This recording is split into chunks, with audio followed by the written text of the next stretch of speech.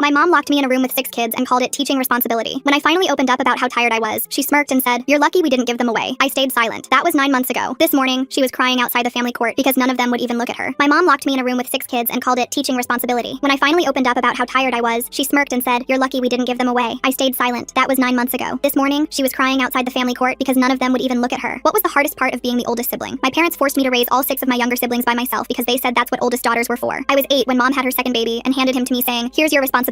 By the time I was 13, there were 6 more kids after me, each one becoming mine the moment they came home from the hospital. My parents moved all the babies into my room and told everyone they just had one very mature daughter. I thought this was normal. Mom always said oldest daughters in good families raised the younger kids so parents could focus on important things. I believed her because what else did I know? This was my job, my purpose, what I was born to do. The expectation came with a warning that haunted me every day. "If you ever complain or tell anyone you need help," Mom said, holding baby Oliver, "social services will take all these kids away. They'll split you up, put you in different homes. You'll never see each other again. Is that what you want?" I was 9 years old and the thought of losing them made me sob. She smiled and handed Oliver to me. "That's what I thought. You're their only chance at staying together." I handled everything while my parents lived like a carefree couple. Midnight feedings, potty training, homework help, doctor visits. They'd walk past crying babies like they were invisible. At restaurants, they'd get a table for 2 while I managed 6 kids at a separate table. When strangers asked if I was the babysitter, I'd smile and nod because the truth might mean losing everything. My parents had given me 6 hostages disguised as siblings, but each one of them had carved out a piece of my heart. Leo, the baby, only slept if I rubbed his back in exactly the right way. The twins, Luna and Ruby, had their own language but always translated for me. Oliver at 10 still crawled into my bed during thunderstorms. Ethan drew me pictures every day that said, "I love you, Mama," in crayon. Little Ivy called me her best friend. I was drowning and desperate but could never ask for help because I was so afraid they'd be taken from me. I was the only parent they knew, and they were all safe and okay. I couldn't risk ruining that. The school counselor noticed my exhaustion and offered to connect me with resources. I almost broke down and told her everything, but then I imagined Luna crying in some foster home, wondering why I let them take her away. So I smiled and said I just needed more sleep. By 13, I was a ghost of myself. I'd wake at 5 a.m. to pack lunches, braid hair, find matching socks for 6 kids. I'd missed so much school that letters came home, but I forged Mom's signature and prayed no one would call. Sometimes I'd fall asleep sitting up, still holding Leo. The truancy officer finally came to investigate. My parents acted shocked I'd been missing school. "We had no idea," Mom said sweetly. She shot me a look that said everything. One word, and they're gone forever. So I took the blame, said I'd been skipping, and accepted the consequences. Then my parents planned a week-long cruise, leaving me with 6 kids and $50. 3 days in, Luna fell off the playground and split her chin open. At the hospital, I held her while she sobbed into my neck, her blood soaking my shirt, her tiny hands gripping me like I was the only safe thing in the world. They wouldn't treat her without a parent. I sat there for 3 hours, my baby sister bleeding and crying, while I tried to forge signatures that might save her. I finally broke and called my grandmother. When she arrived and saw me covered in Luna's blood, trying to comfort 5 other terrified siblings while nurses debated calling social services, her face changed. She got Luna treated, then loaded us all into her van. "Please don't let them take us away from each other," I begged her. "I know I'm not doing good enough, but they're all I have and I'm all they have, and if you tell anyone, they'll split us up." I was sobbing so hard I could barely breathe. Grandma pulled over and held me while I fell apart. "Oh, sweetheart," she said. "What have they done to you?" For the first time in 5 years, an adult saw what was happening, and I was terrified of what would come next. My parents came home to an empty house and called the police. At Grandma's house, they spun their story perfectly. "Our daughter won't let us parent," Mom cried. "She threatens the little ones, tells them we'll abandon them if they come to us for anything. We've tried to help, but she's created this sick situation where they're all trauma bonded to her." The social worker separated us for questioning. I could hear Leo screaming for me through the walls, and every cry felt like my heart being ripped out. This was it, the moment Mom had warned me about. They were going to take my babies away. "She's poisoned them against us," Dad said. "We're concerned she might hurt them or herself if we forcibly separate them. That's why we've been careful, trying to gradually reestablish normal boundaries." I could see my grandmother start to wonder if they were telling the truth. The social worker looked troubled. She asked my siblings who took care of them, and even Oliver just said "Mama" and pointed at me. I saw her writing severe attachment disorder in her notes. She started making calls about emergency placement. We'd split up by morning, sent to different homes across the state. I was going to lose the only people that mattered to me, the only reason I had for living, all because I'd never been allowed to just be their sister like I should have been. Mom caught my eye and mouthed, "I warned you." The social worker's pen scratched across her clipboard while my world crumbled. Through the thin walls, Leo's screams grew more desperate. My arms ached to hold him, to tell him everything would be okay, even though I knew it wouldn't be. Grandma shifted in her chair beside me. Her hand found mine under the table and squeezed. The doubt I'd seen creeping into her eyes earlier seemed to waver as she watched my parents' performance. Mom dabbed at her eyes with a tissue, though no actual tears fell. She'd perfected this act over years of school conferences and doctor visits. Dad rubbed her shoulder and practiced sympathy while shooting me warning glances whenever the social worker looked away. The social worker, Ms. Chen, flipped through her notes. She'd separated us all for individual interviews. Standard protocol, she'd explained. Now we sat in Grandma's living room for what felt like a verdict on our lives. Oliver's voice drifted through the wall, high and scared. He was asking for me, not Mom or Dad, me, because I was the one who checked for monsters under his bed and knew exactly how he liked his sandwiches cut. Ms. Chen cleared her throat. She looked tired, like she'd seen too many broken families to count. Her eyes moved between my parents and me, calculating. Mom leaned forward, all maternal concern. She explained how worried they were about my mental state, how I'd threatened to harm myself if separated from the children. Lies wrapped in just enough truth to sound believable. I opened my mouth to defend myself, but Dad cut me off with a story about finding me asleep standing up, still holding Leo at 3 a.m. He made it sound like negligence instead of exhaustion, made it seem like I was the danger instead of the solution to their abandonment. Grandma's grip on my hand tightened. She'd been quiet since my parents arrived, processing everything she'd witnessed. The blood on my shirt from Luna's injury had dried to rust-colored stains, evidence of how alone I'd been when it mattered most. Ms. Chen asked about the hospital incident. Mom's face crumpled into practiced devastation as she explained how I'd taken Luna without permission, forged signatures, refused to call them. She left out the part where they'd been unreachable on a cruise ship. The lies stacked up like blocks, each one building a case against me. I was unstable. I was controlling. I was creating unhealthy attachments. I was the problem that needed solving. Through it all, my siblings' voices filtered through the walls. Ruby asking when she could see me. Ethan crying because he wanted to show me his new drawing. Ivy's little voice insisting I was her best friend, not her sister. Ms. Chen wrote everything down. Her pen moved across the page in neat lines that would determine our futures. 7 lives hanging on her interpretation of a situation too twisted for any manual to cover. Dad launched into another story, This one about finding me teaching the twins that our parents didn't love them. Another lie with a grain of truth. I'd never said those words, but I'd held them while they cried after Mom walked past them like furniture. I'd explained that some people showed love differently, even when I didn't believe it myself. The front door opened and Ms. Chen's colleague entered with my siblings trailing behind. Leo lunged for me the second he saw me, his little body shaking with relief. I caught him and held tight, knowing this might be the last time. One by one they gravitated to me. Ivy climbed into my lap beside Leo. The twins pressed against my sides. Oliver stood behind me with his hands on my shoulders. Even Ethan, trying to be brave at 7, leaned against my knee. Mom made a soft sound of distress. Dad shook his head sadly, as if this proved their point about unhealthy attachment. But Grandma was watching something else entirely. She saw how I automatically checked Luna's bandage, how I shifted to accommodate all of them without thinking, how my body curved protectively around them like I'd done it 1,000 times before, because I had. Ms. Chen observed our cluster with professional interest. She made more notes while Mom explained how the children refused to accept appropriate boundaries, how they'd been conditioned to rely solely on me. Something doesn't add up about these parents' story. They're crying about their daughter not letting them parent while the social worker's literally watching all 6 kids cling to their sister like she's their whole world. Leo buried his face in my neck. His breath was warm and shaky against my skin. I rubbed his back in the specific pattern that helped him calm down, muscle memory taking over. Grandma suddenly spoke up. Her voice cut through Mom's monologue with quiet authority. She asked Ms. Chen if she could share some observations from the past few days. Mom's face tightened. This wasn't part of their plan. They'd expected Grandma to be confused, overwhelmed, easy to manipulate. They hadn't counted on her really seeing us. Grandma described finding me at the hospital, covered in Luna's blood but keeping 5 other children calm. She talked about watching me manage breakfast that morning, how each child got exactly what they needed without me asking. She mentioned the homework folders I'd organized, the permission slips I'd signed, the lunches I'd packed with notes in each one. Dad tried to interrupt, but Grandma kept going. She described the bedtime routine she'd witnessed, how I'd read 3 different stories to accommodate different age groups, checked on everyone twice, responded to every call for water or monsters or just reassurance. Mom's mask slipped for just a second. Raw annoyance flashed across her face before she caught herself, but Grandma saw it. And more importantly, Ms. Chen saw it. The social worker asked to speak with Grandma privately. They stepped into the kitchen, leaving us with my parents and the colleague. The silence stretched tight enough to snap. Mom stared at me with eyes that promised consequences. Dad's jaw worked like he was chewing words he couldn't say in front of witnesses. My siblings pressed closer, sensing the danger even if they didn't understand it. Minutes passed like hours. Leo fell asleep against my chest, exhausted from crying. The twins whispered to each other in their special language. Oliver's hands on my shoulders trembled slightly. When Grandma and Ms. Chen returned, something had shifted. The social worker looked at our huddle with different eyes. She saw past the attachment disorder to something else, something that made her pen pause over her clipboard. She announced that she needed to do a home visit to see where we'd been living, how we'd been managing. Mom's smile went rigid. Dad's hand clenched on his knee. They tried to refuse, citing privacy concerns and the late hour, but Ms. Chen insisted. It was protocol, she explained. She needed to see the children's living environment to make a proper assessment. Grandma offered to drive us all. Mom and Dad had no choice but to agree or look like they had something to hide. We loaded into vehicles, my siblings still clinging to me like lifelines. The drive to our house felt like heading to an execution. Every mile brought us closer to evidence I'd hidden for years. The single bed where all 7 of us slept, the lock on the outside of my door, the calendar where I tracked everything because I was too exhausted to remember. Mom chatted pleasantly with Ms. Chen during the drive, spinning stories about family game nights that never happened and vacations we'd never taken. Dad added supporting details with practiced ease, but Luna chose that moment to speak up from her car seat. Her small voice carried clearly in the confined space. She asked if we were going back to the room, just the room, not home, not our house, the room. Ms. Chen's eyes flicked to the rearview mirror. She asked Luna what room she meant, and my brave, injured little sister explained in her matter-of-fact way that we all stayed in one room, always, because that's where I was and I kept them safe. Mom laughed, high and false. She explained that the children liked having sleepovers in their big sister's room. Wasn't that sweet? Didn't all siblings do that? But Ruby, not to be outdone by her twin, added that we didn't have sleepovers. We lived there. All our clothes were there, our toys, everything, because Mama needed us close to take care of us. The car fell silent except for the sound of tires on asphalt. Mom's knuckles went white where she gripped her purse. Dad stared straight ahead like he could will us to disappear. We pulled into our driveway. The house looked normal from the outside. 2 stories, nice yard, suburban dream. No one would guess what happened inside. Ms. Chen asked to see the children's rooms, plural. Mom led the way, heels clicking on hardwood, explaining about recent renovations that hadn't happened and organizational systems that didn't exist. She opened doors to pristine bedrooms that belonged to no one, guest rooms with dusty surfaces and empty closets, spaces decorated for children who'd never slept there. Then we reached my room, our room. Mom's hand hesitated on the doorknob. Dad suggested maybe we could skip it since it was probably messy. Teenage girls, you know how they are. But Ms. Chen insisted. And when the door opened, the truth was laid bare. One twin bed pushed against the wall, a crib crammed in the corner, sleeping bags rolled up in the closet, a single dresser overflowing with clothes for 7 children in various sizes, the lock on the outside of the door that had kept us in during their dinner parties. Ms. Chen stepped inside slowly, taking in every detail. The homework station I'd created from a card table, the color-coded bins for each child's school supplies, the schedule taped to the wall tracking feeding times and diaper changes and permission slip deadlines. Mom started explaining rapidly. Something about me insisting on this arrangement, something about teenage rebellion and control issues, but her voice had gone shrill, desperate. Ms. Chen examined the lock on the door. She tested it, noting how it only worked from the outside. She asked why a teenager's door would need to lock from the outside. Dad mumbled about safety, about keeping the younger children from wandering at night. But Oliver, brave Oliver who still called me Mama when he was scared, spoke up. He explained how the lock kept us in when they had company, how I'd taught them to be quiet when we heard it click, how I'd made it a game, pretending we were hiding from dragons, so the little ones wouldn't cry and make them angry. The truth spilled out in pieces. Ethan showing his drawings, all addressed to Mama, all featuring 7 little figures and no adults. Ivy explaining how I fixed her OEs because the other grown-ups were too busy. Luna describing how I sang them to sleep every night while the house party music thumped through the walls. Missy Chen took pictures. She made notes. She asked careful questions that my siblings answered with innocent honesty. Each word another crack in my parents' facade. Mom tried one last manipulation. She pulled Ms. Chen aside and whispered about her concerns for my mental health, how I'd been showing signs of delusion, believing I was their mother, how they'd been trying to get me help but I refused. But Grandma had heard enough. She'd been silent through the house tour, watching everything with growing horror. Now she spoke up, her voice shaking with controlled fury. She asked my parents when they'd last fed their children, when they'd last helped with homework, or kissed a scraped knee, or read a bedtime story. She asked them to name their children's teachers, their favorite foods, their fears, silence. Dad tried to deflect, but Grandma wasn't done. She asked why a 13-year-old had permission slip forms in her backpack, why she knew the pediatrician's number by heart, why the only recent family photos were selfies I'd taken with my siblings. Mom's mask finally shattered completely. She snapped snapped that they'd given me everything. A roof over my head, food to eat, siblings to love. What more did I want? Love, I thought but didn't say. Parents, a childhood, the chance to be a sister instead of a mother. But those words stayed locked in my throat like they'd been trained to. Ms. Chen had seen enough. She announced that she needed to make some calls, consult with her supervisor. In the meantime, she strongly recommended the children return to Grandma's house for the night. Mom protested, but it wasn't a request. Ms. Chen's tone made that clear. She would be in touch tomorrow with next steps. There would be a formal investigation, home visits, interviews, court involvement if necessary. The word court made my stomach drop, but Grandma's hand found mine again, steady and sure. She'd seen the truth now. She understood what they'd done to me, to us. We gathered what we could carry. Favorite stuffed animals, Leo's special blanket, the twins' shared pillow. Mom and Dad watched from the doorway, their perfect parent performance finally over. As we loaded back into Grandma's van, Mom caught my arm. Her nails dug in just enough to hurt. She leaned close, her breath hot against my ear. She reminded me what happened to children in foster care, how they got split up, sent to different states, how some never saw each other again, how this was all my fault for not being grateful. But Grandma saw. She stepped between us, breaking Mom's grip. She told my mother that the only fault here was theirs, that what they'd done had a name, and that name was abuse. We drove away in silence. My siblings dozed around me, exhausted from the emotional upheaval. I stared out the window at passing streetlights, wondering what tomorrow would bring. The streetlights blurred past as Grandma navigated through familiar neighborhoods. I held Leo tighter, his small body radiating warmth against my chest. The twins had fallen asleep holding hands across my lap, and Oliver's head rested heavy on my shoulder. Only Ethan and Ivy remained awake, their eyes wide with confusion. Grandma's house appeared like a sanctuary in the darkness. We stumbled inside, exhausted children clinging to whatever part of me they could reach. I settled them in the guest room, maintaining our usual sleeping arrangement because anything else would have terrified them. Leo whimpered when I tried to put him down, his fingers tangled in my shirt. Ms. Chen just watched 7 kids' entire childhood unravel faster than a cheap sweater, and Mom's still trying to sell her the concerned parent act while standing next to a bedroom door that locks from the outside. Talk about reading the room wrong. The house phone rang just as I'd gotten everyone settled. Grandma answered in the kitchen, her voice carrying through the thin walls. Mom's shrill tone penetrated even from a distance, making accusations and demands. Grandma hung up mid-sentence. She appeared in the doorway, her face grim. She explained that my parents were already working on their next move. They'd called their lawyer friend, someone who owed Dad a favor from years back. The manipulation machine was already spinning. I tucked blankets around my siblings, my hands moving automatically through routines I'd perfected over years. Grandma watched from the doorway, her expression shifting between anger and sorrow. She whispered that she should have known, should have visited more often. I shook my head. My parents had been too good at their performance. Morning arrived too quickly. Ms. Chen called early, scheduling another meeting for that afternoon. She needed to interview each child separately, she explained. Standard procedure for cases involving multiple minors. My stomach churned at the thought of my siblings being questioned alone. Grandma made breakfast while I dressed the little ones. She'd bought clothes that actually fit them, something my parents had never bothered with. Ivy twirled in her new dress, delighted by the bright flowers printed across the fabric. Such a simple thing, but it made my chest tight with emotion. The doorbell rang just as we'd finished eating. My parents stood on the porch, dressed impeccably. Mom wore her church outfit, the one that made her look like a devoted mother. Dad had his arm around her shoulders and practiced solidarity. They'd brought a woman with them. She introduced herself as their family counselor, someone they'd been seeing to address the situation with me. Another lie, but one impossible to disprove. The counselor spoke softly about family dysfunction and enabling behaviors, using clinical terms that made me sound disturbed. Grandma refused to let them inside. The conversation happened on the porch, my siblings pressed against the windows watching. Mom noticed and waved, her smile bright and false. None of them waved back. The counselor handed Grandma a folder. Inside were printed emails, supposedly from teachers expressing concern about my possessive behavior with my siblings. Forged, I knew immediately. The dates were wrong, the language too formal, but doubt flickered across Grandma's face. My parents left with promises to return with their lawyer. The counselor patted my shoulder as she passed, whispering that help was available when I was ready to accept it. Her touch made my skin crawl. Inside, Grandma spread the papers across her kitchen table. She studied each one carefully while I tried to keep my siblings occupied. But Oliver had heard enough. He crept to my side and pressed a crumpled paper into my hand. His school journal, the one I'd helped him with last month. The entry was about family. He'd drawn our house with stick figures. 7 small ones clustered in a single room, 2 larger ones standing far away. His teacher's comment in red pen. Oliver seems confused about family roles. Please discuss at conference. Grandma read it and her jaw tightened. She asked Oliver who had attended his parent-teacher conference. He pointed at me, explaining how I'd had to pretend to be the babysitter because parents were supposed to come, not sisters. She began making calls. Her church friends, other grandmothers who'd raised concerns about never seeing my siblings. Pieces of a puzzle my parents hadn't realized existed. Mrs. Patterson from down the street remembered seeing me walking 6 kids to the bus stop every morning while my parents' cars sat in the driveway. Ms. Chen arrived promptly at 2. She'd brought a colleague, someone who specialized in cases involving multiple children. They set up in different rooms, preparing to interview each child separately. My chest tightened as I realized I couldn't protect them from questions I couldn't hear. Leo went first, carried by Ms. Chen's colleague because he refused to walk away from me. His screams echoed through the house for 20 minutes before they gave up and brought him back. He burrowed into my arms, trembling. The twins went together, insisting they couldn't be separated. Through the closed door, I heard Ruby's clear voice explaining their daily routine. How I braided their hair each morning because Mom said it wasn't her job. How I knew which twin liked peanut butter and which preferred jelly. Oliver surprised me. He walked into the room with his shoulders squared, my brave boy trying to protect us all. He emerged 30 minutes later with red eyes but determination on his face. He whispered that he'd told them everything about the lock on the door. Ethan brought his drawings. I watched him carry a whole stack into the interview room. When he came out, Ms. Chen's colleague followed, holding one particular picture. It showed a figure labeled Mama, surrounded by smaller figures, while 2 adult shapes stood outside a thick black border. Ivy went last, clutching the doll Grandma had given her that morning. She chattered nervously as Ms. Chen led her away. Through the door, her voice carried clearly as she explained how I fixed her OEs and read her stories and checked for monsters because the other grown-ups were always too busy. While they interviewed my siblings, Ms. Chen questioned me in the kitchen. She asked about daily routines, medical care, educational decisions. I answered honestly, too exhausted to maintain any pretense. She took notes as I explained about forging permission slips and parent signatures, about missing school for pediatrician appointments, about stretching $50 to feed 7 kids for a week. She asked why I'd never told anyone. The question hung heavy between us. How could I explain years of psychological conditioning, the constant threat of separation, the way Mom had made me believe I was the only thing standing between my siblings and disaster? I tried anyway. I told her about the warnings that started when Oliver was born, the stories about foster care that gave me nightmares, the time Mom had driven us past a group home and described in detail how my siblings would suffer there because of my selfishness. Ms. Chen's expression shifted. She asked if I'd ever been allowed to have friends over, if I'd attended school events or activities, if I'd had any life outside caring for my siblings. The answer to everything was no. The interviews concluded as evening approached. Ms. Chen and her colleague conferred quietly while I made dinner with Grandma's help. My siblings clung closer than usual, unsettled by the questions and separation. Leo hadn't let go of me since his interview attempt. Ms. Chen explained their preliminary findings. The children showed clear signs of parentification and role confusion. My siblings genuinely believed I was their primary caregiver. They showed minimal attachment to our parents and significant anxiety when separated from me. She scheduled a formal assessment for the next day. A child psychologist would evaluate our family dynamics. In the meantime, she strongly recommended the children remain in Grandma's care. She gave my parents this news over the phone, and I could hear Mom's explosion from across the room. That night, I barely slept. My siblings piled around me like usual, seeking comfort and familiarity, but my mind raced with possibilities. What if the psychologist agreed with my parents? What if they decided I was the problem? What if splitting us up really was the best solution? Morning brought new challenges. My parents arrived with their lawyer, a man who smiled too much and spoke in careful, measured tones. He presented documents about grandparent rights and custody arrangements, using legal terms designed to confuse and intimidate. But Grandma had made calls too. Her friend's daughter was a family law attorney who agreed to advise us pro bono. She arrived just as the meeting began, matching the other lawyer's smile with steel in her eyes. The psychologist arrived separately. Dr. Martinez was younger than I'd expected, with kind eyes and a gentle manner that immediately put Ivy at ease. She observed our morning routine without interfering, taking notes as I helped Oliver tie his shoes and braided the twins' hair. My parents performed beautifully. They greeted each child warmly, though Leo screamed when Dad reached for him. Mom explained it away as a phase, temporary confusion that would resolve once proper boundaries were established. She'd researched attachment disorders extensively overnight. Dr. Martinez conducted her evaluation through observation and play. She watched how my siblings naturally oriented toward me, how they sought my approval before answering questions, how they looked to me for comfort when confused or scared. She observed my parents too, how Mom's smile never reached her eyes when she looked at the younger children, how Dad checked his phone constantly, more interested in work emails than his children's activities, how neither of them knew which twin was which without checking the small birthmark on Luna's wrist. The lawyer tried to control the narrative. He presented my parents as victims of a disturbed teenager who'd inserted herself inappropriately into a parental role. He had printouts from online forums about sibling abuse, highlighting passages about older children who manipulated younger ones. But then Oliver did something unexpected. He walked to the table where the adults sat and placed his journal in front of Dr. Martinez. He'd written a new entry that morning, asking me to help him spell the words correctly. My sister takes care of us because nobody else does. She isn't mean. She loves us. Please don't take her away. Mom's mask slipped. She snapped at Oliver for lying, for being manipulated, for not understanding the situation. Her voice rose sharp enough to make Ivy cry. Oliver's journal entries keep appearing at exactly the right moments. First the drawing his teacher commented on, now this perfectly timed declaration. These kids seem remarkably organized for being so young, passing notes and keeping evidence like tiny detectives building a case against their own parents. Dad tried to calm her, but the damage was done. Dr. Martinez had seen the real woman behind the performance. The evaluation continued for hours. Dr. Martinez interviewed Grandma about her observations. Mrs. Patterson from down the street arrived unexpectedly, having heard about the situation from church friends. She testified about seeing me manage 6 children alone, about my parents' cars in the driveway while I walked everyone to school in the rain. My old teacher, Ms. Roberts, came too. She'd kept records of every forged signature, every missed parent conference where I'd shown up instead, every time she'd tried to contact my parents about my absences only to be told I was going through a phase. The evidence mounted like building blocks. Each person added another piece to the picture of neglect and abandonment my parents had carefully hidden. Mom grew increasingly agitated, her perfect mother facade cracking with each testimony. She finally exploded when the school counselor arrived with documentation of my declining grades and exhaustion. Mom accused everyone of conspiring against her, of trying to steal her children, of not understanding how difficult I'd made things. Dad tried damage control, but it was too late. Dr. Martinez had seen enough. She announced she needed to make her report to Ms. Chen immediately. The formal recommendation would take time, but her initial assessment was clear. The children had been subjected to severe parentification and emotional neglect. My parents' lawyer tried to argue, but even he seemed to realize the battle was shifting. He advised them to leave before more damage was done. Mom refused at first, making wild accusations about Grandma poisoning the children against her. But when Leo started crying and reaching for me, when the twins hid behind my legs, when even brave Oliver backed away from her approach, she finally stopped. The silence that followed was deafening. They left with threats of court battles and custody fights. The lawyer promised this wasn't over, that parents had rights, that one bad day didn't erase years of providing food and shelter. But his words rang hollow against the evidence of systematic neglect. That evening, Ms. Chen returned with official documents. Emergency custody was being transferred to Grandma temporarily. A full investigation would follow, but for now, we could stay together. The relief nearly knocked me off my feet. Grandma signed papers while I held my siblings close. They didn't understand the legal complexities, but they knew something important had happened. Ivy asked if we could stay forever. I couldn't answer through the tears. Ms. Chen explained the next steps. There would be court hearings, custody evaluations, mandatory family counseling. My parents would have supervised visitation rights initially. The process would be long and difficult, but the immediate danger had passed. She pulled me aside privately. She acknowledged what I'd done, the impossible situation I'd been forced into. She promised that keeping us together was the priority, that no one would punish me for protecting my siblings the only way I knew how. That night, Grandma tucked us all into beds she'd hastily assembled in her guest rooms. Real beds with clean sheets and enough space for everyone. Leo still insisted on sleeping next to me, but for the first time it felt like a choice rather than necessity. I lay awake listening to their peaceful breathing. Tomorrow would bring new challenges. My parents wouldn't give up easily. There would be court dates and evaluations and questions I didn't want to answer. But tonight, we were safe. We were together. And for the first time in 5 years, I had an adult who truly wanted to help. Grandma appeared in the doorway, checking on us one more time. She whispered that she'd hired a better lawyer, someone who specialized in cases like ours, someone who understood that family wasn't just about blood, but about who showed up when it mattered. The coming weeks would test us all. My parents would try every manipulation, every legal maneuver, every emotional weapon in their arsenal, but something had fundamentally shifted. The truth was out. The performance was over, and I was no longer alone in protecting the only family that mattered to me. The next morning brought chaos to Grandma's doorstep. My parents arrived with 2 lawyers this time, their expressions cold and calculated. Mom wore a conservative suit that made her look like a grieving mother. Dad carried a thick folder of documents. They'd filed emergency motions overnight. Their lawyers presented papers claiming I'd kidnapped my siblings, that Grandma was enabling a dangerous situation. They demanded immediate return of the children pending a full investigation. Grandma's lawyer reviewed the documents while I kept my siblings in the back room. Through the window, I watched Mom dab at dry eyes for the lawyer's benefit. Dad checked his watch repeatedly, annoyed at the inconvenience. Ms. Chen arrived within the hour, accompanied by her supervisor. They'd received the emergency filing and needed to assess the situation immediately. My stomach churned as they explained that such serious allegations required immediate action. The supervisor, a stern woman named Mrs. Thornton, insisted on interviewing me alone. Grandma's lawyer advised me to answer honestly but carefully. I sat across from her at the kitchen table, my hands trembling in my lap. She asked pointed questions questions about the night I'd called Grandma. Had I taken the children without permission? Technically yes, though my parents had left us alone. Had I refused to return them? Yes, because they'd abandoned us for a cruise. Each truthful answer sounded damning without context. Meanwhile, my parents' lawyers interviewed Grandma in the living room. I could hear Mom's voice rising occasionally, playing the victim perfectly. She'd learned new phrases overnight about parental alienation and emotional manipulation. Oliver crept into the kitchen despite instructions to stay back. He pressed against my side, and Mrs. Thornton watched our interaction carefully. When she asked him who took care of him, he pointed at me without hesitation. She wrote something in her notes that made my chest tighten. The twins escaped next, drawn by Oliver's absence. They climbed into my lap like they'd done 1,000 times before. Ruby explained to Mrs. Thornton that I braided their hair every morning because I was the only one who knew how. Luna added that I cut the crusts off their sandwiches just right. Mrs. Thornton observed how naturally they oriented to me, how I responded to their needs without thinking. She asked if they ever went to their parents for comfort. The twins looked confused by the question. Ruby finally said they tried once, but Mom said she was busy. By afternoon, all my siblings had found their way to the kitchen. Even Leo, who should have been napping, toddled in dragging his blanket. He climbed into my arms and fell asleep against my chest, his thumb in his mouth. Mrs. Thornton watched me juggle 6 children effortlessly. I helped Ethan with a splinter while holding Leo, mediated a dispute between the twins over a crayon, reminded Oliver about his inhaler, and fixed Ivy's twisted sock, all while answering questions. She asked about medical care. I rattled off vaccination schedules, allergies, medications, and the pediatrician's direct number from memory. When she asked my parents the same questions later, they couldn't name a single allergy or medication. The lawyers argued for hours. My parents' team insisted on immediate return, claiming every moment away constituted further psychological damage. Grandma's lawyer countered with documentation of neglect and abandonment. Dr. Martinez arrived for an emergency session. She'd been asked to provide immediate assessment given the serious allegations. My parents performed their routine again, but cracks showed. Mom snapped at Ivy for interrupting. Dad ignored Leo's outstretched arms, too focused on his phone. During a break, I overheard Mom whispering furiously to her lawyer. She wanted to know why this was taking so long, why they couldn't just take their property and leave. The lawyer reminded her to call them children, not property. Her mask had slipped enough that even he noticed. Mrs. Thornton pulled me aside privately. She acknowledged the unusual situation but said the allegations were serious. If my parents could prove kidnapping, I could face charges. The room spun at the thought of jail, of leaving my siblings completely unprotected. But then she added something else. She'd seen enough cases to recognize the truth. She advised me to stay calm, keep caring for my siblings normally, and trust the process. Her eyes held understanding that made me want to cry. Evening approached with no resolution. The lawyers agreed to reconvene tomorrow with a family court judge present. My parents left with threats about criminal charges and lawsuits. Mom's parting look promised retribution. That night, I barely slept again. Every sound made me think police were coming to arrest me. Leo woke repeatedly, sensing my distress. I held him close, memorizing his weight in my arms in case it was the last time. Morning brought a circus to Grandma's lawn. My parents had called extended family, painting themselves as victims of a teenage rebellion. Aunts and uncles I'd never met stood outside, demanding to see the children they'd never bothered to visit. Grandma refused to let them in. They shouted accusations about brainwashing and elder abuse. Someone called the police, claiming a hostage situation. 2 officers arrived, looking weary at the family drama. They interviewed everyone separately. By now, my siblings' story never wavered. I took care of them. I'd always taken care of them. The officers noted the lock on my bedroom door in the photos Ms. Chen had taken, the single bed for 7 children, the evidence of systematic neglect. The family court judge arrived at noon. Leo picking the worst possible times to need comfort shows perfect toddler timing. Nothing says, let's make this custody evaluation interesting, like a sleepy baby choosing the exact moment legal threats fly to demand cuddles from his sister mom. Judge Reeves was an older woman with sharp eyes that missed nothing. She commandeered Grandma's dining room as a makeshift courtroom, though she emphasized this was just a preliminary hearing. My parents presented their case first. Their lawyers painted a picture of concerned parents trying to retrieve children from a disturbed teenager's control. They had character witnesses, friends who'd never questioned why they never saw the children, who believed whatever story they'd been told. But then the evidence mounted against them. Ms. Chen presented her findings. Dr. Martinez explained parentification and role reversal. Mrs. Thornton, despite her initial skepticism, testified about observing me manage 6 children with more skill than most adults. The judge asked to speak with each child. My parents' lawyer objected, but she overruled him. One by one, my siblings told their truth. Oliver explained about the lock. The twins described sleeping on the floor. Ethan showed his drawings. Ivy talked about being hungry when I wasn't there to make food. Leo was last. At 2, he could barely testify, but his actions spoke volumes. When the judge asked him to go to his mommy, he toddled straight to me. When she clarified she meant his other mommy, he looked confused and pressed closer to me. My parents' lawyer tried damage control. He argued about biological rights, about temporary confusion, about the need for professional intervention to restore proper bonds, but the judge had seen enough. She issued a preliminary ruling. The children would remain with Grandma under emergency custody. My parents would have supervised visitation only, pending full psychological evaluations. Any criminal charges were dismissed as unfounded given the evidence of abandonment. Mom exploded. She screamed about her rights, about the injustice, about how we'd all regret this. Dad tried to calm her, but she turned on him too, blaming him for not controlling the situation better. Their perfect unity cracked in front of everyone. The extended family melted away, embarrassed by the scene. The friends who'd come as character witnesses left quietly. In the end, my parents stood alone on Grandma's lawn, their performance finally over with no audience left to appreciate it. But they weren't done. Over the following weeks, they tried every angle. They reported Grandma for elder abuse. They called CPS with anonymous tips about substance use. They filed complaints with the school board about truancy. Each investigation found the same thing. 7 children thriving in Grandma's care. Perfect attendance now that I didn't have to miss school. Grades improving. Leo speaking more words every day. The twins growing confident enough to play separately sometimes. The supervised visits were disasters. Mom spent the entire time trying to interrogate the children about what they'd told the judge. Dad sat in the corner on his phone, occasionally looking up to complain about missing work. The supervisor ended several visits early due to inappropriate behavior. They tried manipulation through gifts. Expensive toys appeared at visits. Bribes for affection. But Oliver pushed away the remote control car, saying he'd rather have someone read to him. The twins ignored the fancy dolls, asking instead why Mom never braided their hair. Their lawyer advised them to show genuine change. They enrolled in parenting classes but attended sporadically. They started therapy but fired 3 therapists who suggested they might be at fault. They couldn't fake accountability because they genuinely believed they'd done nothing wrong. Meanwhile, life at Grandma's house settled into new rhythms. I still woke early from habit, but now Grandma helped with breakfast. My siblings still came to me for comfort, but they began to trust Grandma too. Leo even napped in her arms sometimes. School became possible again. I joined study groups, made a friend, even attended a school dance. My siblings thrived with consistent care and actual parenting. Oliver's anxiety decreased. The twins developed individual personalities. Ethan's drawings showed happy figures now. The final custody hearing arrived 6 months later. My parents entered with new lawyers, their 4th set. They'd crafted a new narrative about temporary mental health struggles, about being overwhelmed about wanting to repair their family, but the evidence was overwhelming. 6 months of failed supervised visits, multiple professionals testifying about the damage done. My siblings' clear preference documented extensively. Even their new lawyers seemed to know they were fighting a losing battle. I testified last. The judge asked me directly what I wanted. For the first time in 6 years, I spoke my truth in front of my parents without fear. I explained the exhaustion, the isolation, the constant terror of separation. I described raising 6 children while being a child myself. Mom tried to interrupt, to correct my lies, but the judge silenced her. I continued, explaining how I loved my siblings but wanted to be their sister, not their mother. How they deserved real parents, not owners who saw them as burdens. The judge's ruling was swift and decisive. Full custody to grandma. My parents' rights reduced to supervised visits every other week, contingent on completing therapy and parenting classes. The parentification was noted as severe emotional abuse in official records. My parents left without a word to any of us. Their performance had no finale, no dramatic exit. They simply walked out, already discussing an appeal with their lawyers. But everyone knew it was over. They'd lost their audience permanently. That night, we celebrated quietly. Grandma made a special dinner. My siblings drew pictures and sang songs. Leo took his first independent steps across the living room, finally confident enough to let go. We cheered like he'd won an Olympic medal. Months passed. My parents' visits became less frequent. They'd cancel for work trips or social events. Eventually, they moved 2 states away for a fresh start, their visits dropping to monthly, then holidays only, then hardly at all. I started therapy to process 6 years of trauma. My siblings attended play therapy to learn healthy attachments. Grandma took parenting classes voluntarily, determined to give us everything we'd missed. We weren't perfect, but we were healing. On my 15th birthday, Grandma threw me a real party. Friends from school came, we played silly games and ate too much cake. My siblings made me cards with drawings and misspelled words that meant everything. For the first time, I felt like a teenager. The adoption finalization came through on a rainy Tuesday. Grandma officially became our legal guardian permanently. My parents hadn't contested it, too busy with their new lives to fight anymore. We stood in the judge's chambers, all 7 of us plus Grandma, becoming a legal family. That evening, I tucked my siblings into their own beds in their own rooms. They still sometimes climbed in with me during storms, but by choice now, not necessity. I kissed each forehead, said goodnight, and walked to my own room. My room, with posters on the walls and homework on my desk, with a door that locked from the inside if I wanted privacy, with space for just me, because I was 15, and that's what 15-year-olds deserved. Grandma appeared in my doorway for our new nightly ritual. She asked if everyone was settled, if I needed anything, if I was okay. Such simple questions, but they meant everything. Someone else was checking, caring, parenting. I pulled out my journal, a gift from my therapist. Inside, I wrote about normal teenage things, school drama, crush updates, weekend plans. The entries were boring and beautiful, exactly what they should be. My siblings were safe, loved, and thriving. And finally, so was I. Thanks for sticking with me while I tried to make sense of all this. Definitely one of those stories that leaves you thinking. Like the video? It helps more than you think. See you in the next one.